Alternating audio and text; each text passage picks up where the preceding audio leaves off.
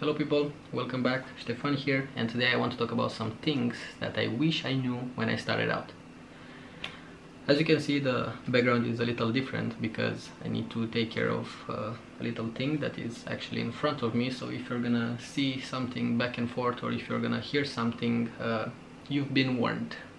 We're gonna start with the beginning. The first thing that I wish I knew when I started out was the fact that everything is expensive. Like every single little thing that you're gonna need is expensive. And I kind of knew that stuff is expensive, but I was like, okay, I don't really need a cinema camera to film stuff.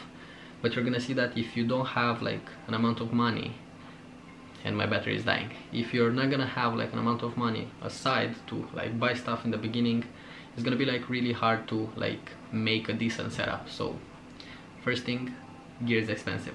The next thing that I wish I knew when I started out is the fact that story is more important than the gear.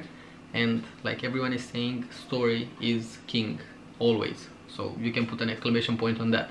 Just think about it. If you're gonna like film a lot of stuff that is like really cool and like really epic and stuff like that, but your shots are just empty shots, if this makes sense, and you're just gonna throw them on a timeline and you're just gonna be like, oh, this is like amazing, this is epic, but you don't have a story and your story is not there. You can shoot like with the latest camera, with the latest drone, with I don't know, a Red or an Ari or something like that. Your story is gonna be okay. So now that we changed the battery, we can resume. I think we were at number 3, and probably you heard this a lot, but I'm just gonna say it again.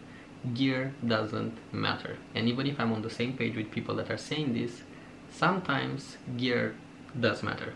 Let me explain.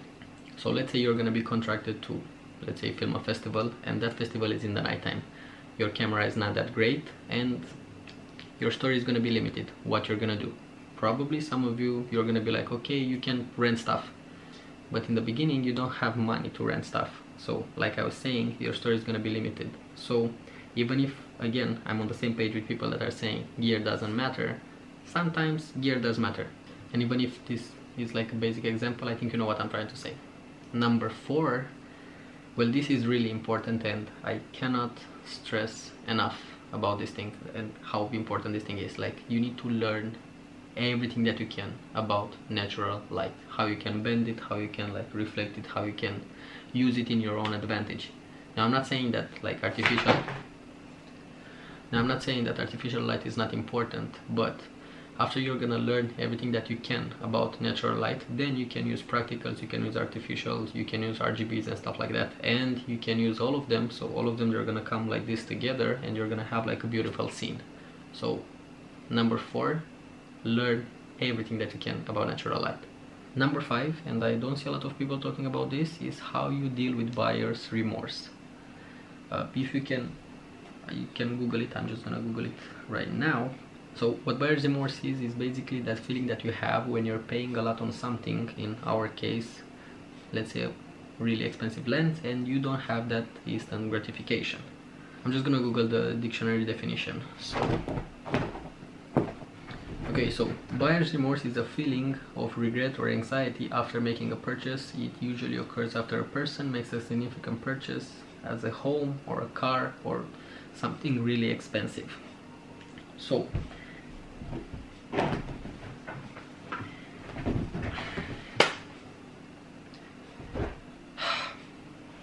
usually the feeling is alive for 3 days. So if after those 3 days you still have that kind of feeling, maybe it's better to like go and return the thing that you bought, if it is possible. And I think that's gonna be the best option for you to take your money back. But let's say, I don't know, like you can't return the thing and you can't like have your money back. Then you have 2 options. Either stick with the, I don't know, lens or whatever you bought, and maybe in the end it's gonna be okay for you, or try to resell that thing. And I know that this sucks, because even if you buy something like brand new, after you bought it, then the value is a little down. So it is what it is. So I made this video because I've been there, I've done these mistakes, and maybe you're doing these mistakes right now. So I just wanted to say that you're not alone, and probably like the big guys, they did this thing as well. So like I was saying, you're not alone. I'm pretty sure that this is gonna be like the last video that I'm gonna post this year, so happy holidays. I hope everyone is healthy, I hope everyone is alright, and we're gonna see each other in 2021, and let's hope 2021 is gonna be a little better than this year. So that's it. See you guys in the next one.